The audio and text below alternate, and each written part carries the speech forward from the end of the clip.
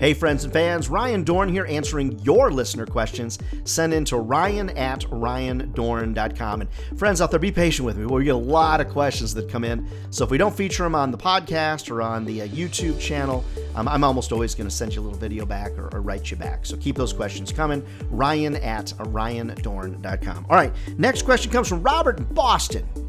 Hey, Robert, how are you?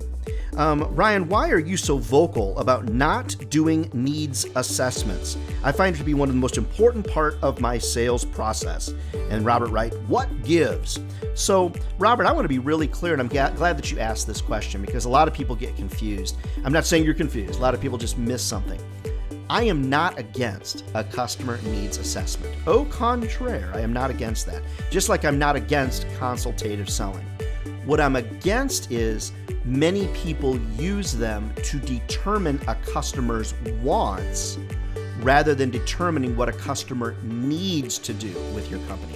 See, it's called, Robert, a customer needs assessment. I guess I'm getting a little forceful here with Robert. Robert, it's called a customer needs assessment.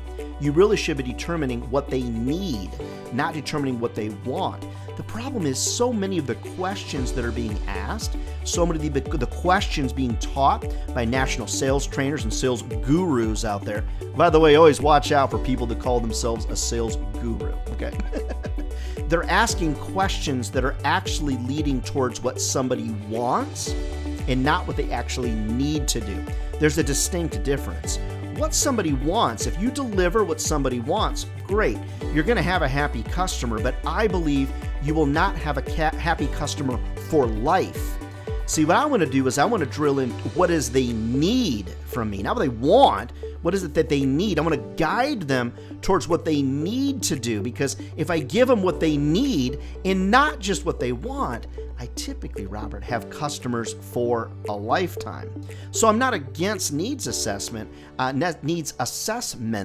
I would just ask you to consider, are the questions you're asking or the path you're taking with the customer needs assessment, does it guide you actually towards what they need to do? Or are you doing a good job of guiding them towards what it is they need to do with your company? It's one of the reasons, friends, that I'm so big on recommendation-based selling. Very rarely in a sales day, and before recording these videos and podcasts, I'm selling just like all of you. I'm really big on really asking very good questions that guide me towards what they need to do. I'm really big on recommendations because I know from past experience, I know from doing these sales calls, I pretty much almost always know what they need to do, but I don't want to come across as preachy or a know-it-all, things like that. So I kind of have to ask the questions, but typically I can recommend things to them that they need to do to guide them towards a path of being more successful with me as a software company, as a media company, as a realtor, whatever your circumstance is out there. But Robert, also never forget, if sales was easy, everybody would be doing it, okay? And they're not. People try to write books about it.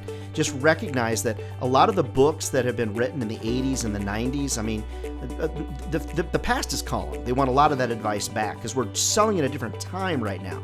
One of the things I speak about most often, not only speaking on selling amidst economic uncertainty and embracing changes in your sales game, but is we're doing things different now. Things are just different. People are a lot more emotional now than they've ever been before. And also, just because it worked in the past doesn't mean that it works past COVID, right?